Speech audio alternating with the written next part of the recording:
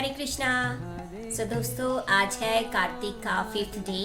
5th है कि 4th है ये भी कंफ्यूजन है, क्योंकि आज तो करवा चौथ भी है, तो मे बी 4th है, लेकिन जो भी है कार्तिक तो है। सो कार्तिक में भक्ति, जैसे मैंने आपको बताया था कि 1000 टाइम से भी ज़्यादा एम्पलीफाई हो जाती है। और हमने ये कमिट किया था अपने आप से कि हम लोग हर रोज़ हरी कथा करेंगे। तो आज भी मैंने एक कथा पढ़ी है, बहुत ही सुंदर लीला है भगवान की। सो मेरे मन में आया कि मैं आपसे इमीडिएटली ये शेयर करती हूँ।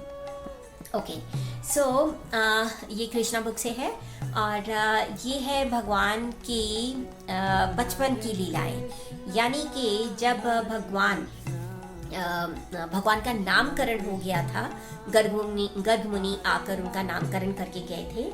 उसके बाद से प्रभुपाद लिखते हैं कि जो यशोदा मैया और नंद बाबा अपने आप में बहुत ही ब्लेस्ड फील करते हैं कि उनके बच्चे यानी कि बहुत ही महान हैं, उनमें बहुत सारी क्वालिटीज़ हैं। तो उसके बाद से वो जो बच्चे हैं वो थोड़े थोड़े बड़े होने लग जाते हैं। सो तब बताया जाता है कि बलराम जी और कृष्णा ये दोनों बहुत ही छोटे थे और क्रॉल करते थे। जैसे बच्चे अपने हाथों के बल चलते हैं तो क्रॉलिंग किया करते थे। तो इस तरीके से वो पूरे घर में वो घूमा करते थे। सो यशोदा मैया और रोहिणी माता क्या करती थी कि सुबह सुबह ही अपने बच्चों को नहला धुला के उनको चंदन और केसर का लेप लगाया करती थी।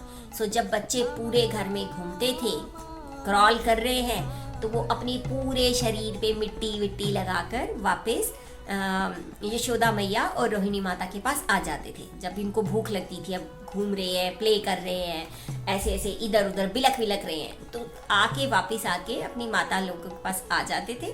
और जब भी उनको भूख लगती थी तो फिर यशोदा मैया और रोहिणी माता जब अपने बच्चों को देखती थी, क्यूट से बच्चे, तो उनको वो उठाती थी, अपने साड़ी का पल्लू ऐसे करती थी और उनको फीड करने लग जाती थी। फिर उसके बाद जो है फिर जब वो फीड करती थी तो इतने में क्या होता है कि क्योंकि बच्चे बड़े हो रहे होते तो उनके दांत भी निकलने लग जाते हैं। तो जब वो फीड करती हैं तो उनको महसूस होता है, माता उनको, यशोदा माता और रोहिणी माता को भी, कि ये बच्चे तो अब बड़े हो रहे हैं। तो ये फील करके ही उनको बहुत ही अच्छी खुशी मिलती है, आनंद मिलता है उनको कि हमारे बच्चे बड़े हो रहे हैं। अब उसके बाद क्रॉलिंग करते करते ये जो कृष्णा और बलराम, ये बच्चे बहुत ही शरारती थे। तो ये क्या करते थे कि जो गैया वगैरह थी नंद बाबा के घर में, तो ये काऊ शेड यानी कि जहाँ पर गाय बछड़े सब रहते हैं वहाँ पर ये चले जाते थे शेड में। और बछड़े के, क्योंकि छोटे छोटे थे तो हाइट वैसे ही थी बछड़ों के उसी हिसाब की, तो क्या करते थे कि बछड़े की पूंछ पकड़कर खड़े हो जाते थे। और जैसे ही वो खड़े होते थे बछड़े को थोड़ा सा प्रॉब्लम होती थी और बछड़ा पूरे घर में घूमने लग जाता था। ऐसे करके ये दोनों बच्चे बछड़े के साथ खूब गोल गोल घर में घूम रहे। जब यशोदा मैया और रोहिणी माता ये सीन देखती थी तो उनको बहुत हंसी आती थी कि अरे हमारे बच्चे तो कितने नॉटी हैं। तो आसपास की जो गोपियाँ थी, यानी कि जो यशोदा मैया और रोहिणी माता की एज की जो थी माताएं, उनको वो बुला लेती थी कि देखो देखो, अरे हमारे बच्चे कितनी शरारतें कर रहे हैं। तो जब वो भी गोपियाँ भी पास की आ जाती थी तो वो देखती थी तो उनको बहुत ही आनंद आता था, बड़ा मज़ा आता था। और इतना आनंद आता था कि ज़ोर से वो लोग हंसने लग जाती थी। सो खैर, इस तरीके से ये दोनों बच्चे धीरे धीरे बड़े होने लग जाते हैं। मतलब बहुत ही, प्रभुपाद बोलते हैं कि बहुत ही फास्ट इनकी ग्रोथ हो रही थी और बहुत ही जल्दी कृष्णा खड़े होना शुरू हो गए थे, चलना शुरू हो गए थे। अब जब कृष्णा थोड़े से बड़े हुए और चलना शुरू हो गए तो पहले तो थी शरारतें सिर्फ लिमिटेड अपने घर तक, उसके बाद इनकी जो शरारतें हैं महल्ले तक भी पहुंच गई। तो ये क्या करते थे कि जाके ये माखन, दूध, दही ये चोरी करने लग जाते थे।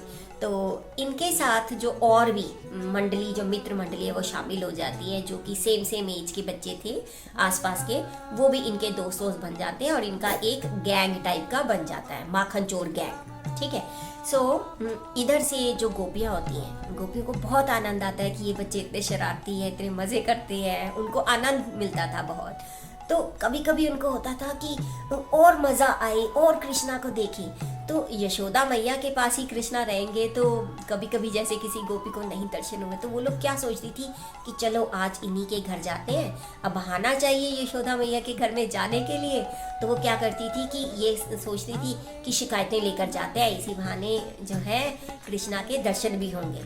तो एक बार क्या होता है, बुक में लिखा है, प्रभुपाद बताते हैं कि एक बार क्या होता है कि ये जो जितनी एल्डर गोपीज है, मतलब यशोदा मैया के बराबर की एज की गोपीज जो घर के काम काज ये सब करती हैं, वो सब इकट्ठा होती हैं और बोलती हैं कि चलो यशोदा के घर चलते हैं और शिकायत लगा कर आते हैं। कृष्णा देखो किस तरीके से ये दोनों बच्चे आ जाते हैं और माखन वाखन चोरी कर रहे हैं, ये तो बहुत ही शरारती बच्चे। अब पहुंच जाती हैं वो यशोदा मैया के घर। तो यशोदा मैया के घर में पहुंचती हैं तो जो कृष्णा होते हैं वो अपना सब काम वाम करके मॉर्निंग में, मतलब उनका जो भी रिस्पॉन्सिबिलिटी रहती है उनके माखन चोर गैंग की, वो सब करने वरने के बाद, शरारते वरारते करने के बाद अपनी मैया के पास आके बैठ जाते थे। तो अपनी मैया के पास बैठे होते हैं वो। तो यशोदा मैया के पास आती हैं सारी गोपियाँ, एल्डर गोपीज, और आके बोलती हैं कि ए यशोदा, तुम क्या अपने बच्चे को कंट्रोल नहीं कर सकती हो? देखो जरा तुम्हारा बच्चा कैसी कैसी ये चीज़ें कर रहा है, कैसी कैसी शरारतें करता है, इतना शरारती बच्चा है तुम्हारा। तो यशोदा मैया बोलती हैं कि ऐसा क्या किया मेरे लल्ला ने? मेरा लल्ला तो है ही बहुत क्यूट है, मेरा लल्ला तो कितना मासूम है, जब देखो मेरे पास बैठा रहता है, तुम्हारे पास कब जाकर ये माखन चोरी कर लेता है। तो इतने में गोपियाँ जो है वो स्टार्ट हो जाती हैं वन बाय वन करके शिकायतें करना।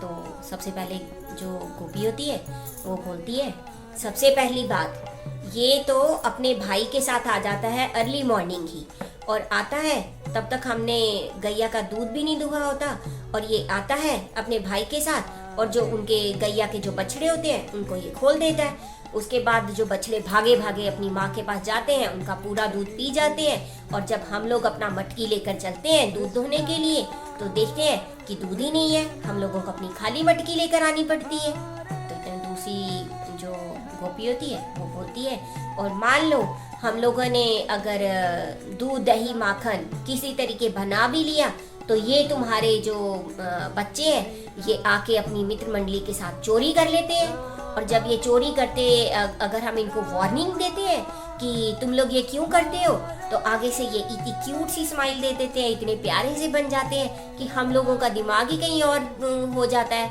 और हम लोग इनको डांट ही नहीं पाते।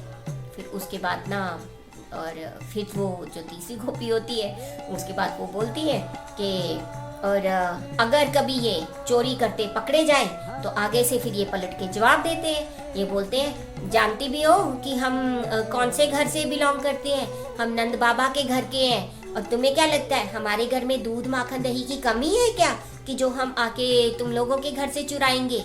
हम लोगों पे झूठे इल्जाम मत लगाओ। अब देखो ये इस तरीके से बात करते हैं। फिर एक और गोपी होती है, फिर वो बोलती है कि मान लो कभी ये हम लोगों ने इनको पकड़ा नहीं और ये चोरी करने में कामयाब हुए, तो ये क्या करते हैं कि जितना दूध दही माखन अपने जो बंदर दोस्त हैं उनको खिलाए जाएंगे। जब बंदर लोगों का पेट भर जाता है और वो हजम नहीं कर पाते, और उसके बाद ये क्या करते हैं, बोलते हैं कि इस गोपी के घर में तो जो माखन की क्वालिटी है ही नहीं है, दूध माखन की तो क्वालिटी नहीं है, फोड़ दो सारी मटकियाँ। तो पूरा घर ये मटकियाँ फोड़ फोड़ के गंदा करके आ जाते हैं। और अगर हम ये सोचें कि अब हम इन लोगों से जो मटकियाँ और जो दही वही और माखन ये सब हम इनसे छुपा कर रखें, तो फिर ये लोग क्या करते हैं कि तुमने तो इनको गहने ही बहुत पहनाए हुए हैं, ये अपने गहनों से ही जाके इधर उधर ढूंढ लेते हैं दूध दही माखन की मटकियाँ कहाँ पड़ी है, और वहीं से जाके ये फिर से चोरी कर लेते हैं। फिर उसके बाद एक और गोपी कहती है और कहती है, मान लो कि इनको वो अगर वो जगह मिली नहीं, पता नहीं चला कि कहाँ पर हम लोगों ने दूध दही माखन रखा था, तो ये क्या करते हैं, हमारे जो छोटे छोटे से बच्चे हैं उनको ये चूटी काट के आ जाते हैं ताकि हमारे बच्चे रोते रहें। गुस्सा इनको इतना आता है कि बच्चों को रुला के और ये भाग आते हैं। फिर एकदम एक और गोपी कहती है कि और अगर हम लोग ये तरकीब लगाएं कि मटकी को हम इनकी नज़रों में नहीं लेकर आते, तो हम ऊंचे ऊंचे से मटकियां जो है लटका देते हैं। तो ये लोग क्या करते हैं कि अपना जितना भी हमारे घर का फर्नीचर है उसको पाइल अप करके ऊपर चढ़ जाएंगे और मटकी फोड़ के फिर से माखन निकालते हैं। और मान लो अगर इनसे कभी कभी माखन ना निकला तो फिर ये क्या करते हैं, उस मटकी को ही फोड़ आते हैं गुलेल के साथ। इतने शरारती हैं ये बच्चे। तो हम लोग तो देखो किस तरीके से इनको डील कर रहे हैं। अब उसके बाद ना यशोदा मैया को लगता है कि अरे मेरे बच्चे की इतनी शिकायतें करी जा रही हैं गोपियाँ, इतना मेरे बच्चे को बेचारा क्यूट सा मेरा बच्चा, छोटू सा मेरा बच्चा, उसको इतना बोलती जा रही है। तो यशोदा मैया कहती हैं कि तो ठीक है, फिर अगर तुम लोग ये बोलती हो तो मैं इनको जो है गहने वहने नहीं पहनाऊंगी।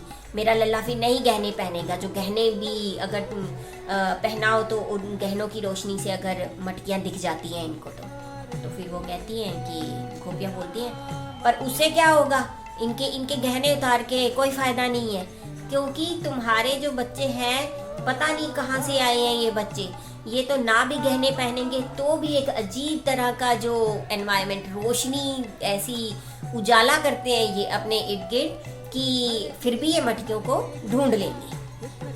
तो इतने में फिर यशोदा मैया कहती है कि तो मेरा लल्ला अगर शरारती इस तरीके से तो तुम लोग अपना दूध दही माखन का कुछ अरेंजमेंट करो, कुछ उनको तुम और तरीके से छुपा के रखो।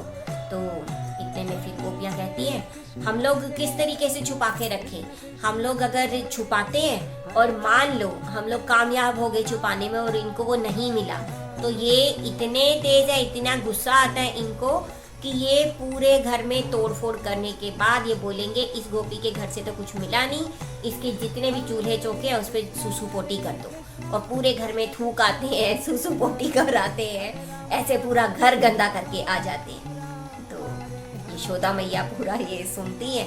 अब जो कृष्ण है वो सामने ऐसे क्यूटू से बन के बैठे होते हैं यशोदा मैया के पास। तो यशोदा मैया जो गोपियों के जाने के बाद वो लल्ला को अपने उठाती है और सोचती है कि मैं लल्ला को डांट मारती हूँ अभी, तो कि तुम ऐसे क्यों करती हो बेटा, हमारे घर में क्या दूध माखन की कमी है जो तुम दूसरों के घर में जाके कर रहे हो ऐसे।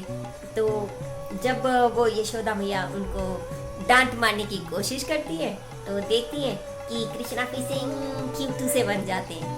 तो कृष्णा तो है ही क्यूट, उनको बनने की ज़रूरत ही नहीं है इनफैक्ट। तो जब उनकी क्यूट सी स्माइल और अपना क्यूट से लल्ला को जब यशोदा मैया देखती है तो उनको वो डांट मार नहीं पाती और फिर से अपने लल्ला को आलिंगन कर लेती है। सो आपने लीला में देखा कि भगवान किस तरीके से इतने ज़्यादा नॉटी तरीके से शरारतें कर रहे हैं। तो जब हम ये लीला पढ़ते हैं तो हमें कुछ चीज़ें अपनी थोड़ा सा ध्यान में रखनी होती है कि भगवान जब आते हैं तो इस तरीके की लीला करते हैं तो वो किसी को हर्ट नहीं कर रहे, वो हमेशा प्रेम ही दे रहे हैं, वो दूसरों को आनंद ही प्रदान कर रहे हैं इस चीज़ में। जब भी जो भी ब्रजवासी भगवान की शरारतें देखते थे, भले गोपियाँ शिकायतें लगाने आती थी, लेकिन शिकायतें लगाने के पीछे उनका जो मोटिव रहता था वो भगवान के दर्शन करना होता था, भगवान के मुख से कुछ सुनना रहता था, उनकी क्यूट सी स्माइल देखनी होती थी। सो बेसिकली भगवान के प्रेम की वजह से गोपियाँ यशोदा मैया के घर में बार बार शिकायतें लेकर आया करती थी।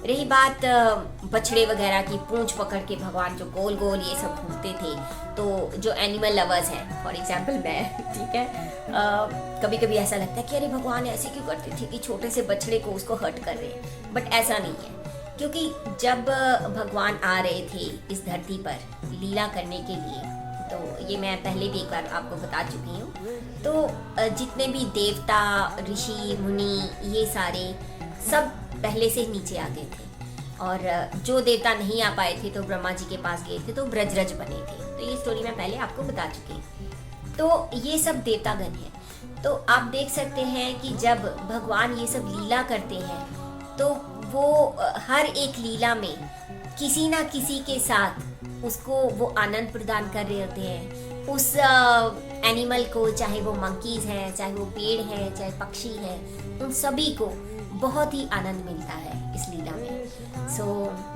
ये थी आज की कथा, और उम्मीद है कि आपको बहुत अच्छी लगी होगी, और आप इस कथा को दूसरों के साथ भी शेयर करेंगे, आप अपने बच्चों को भी सुनाइए, बहुत ही आपको मजा आएगा।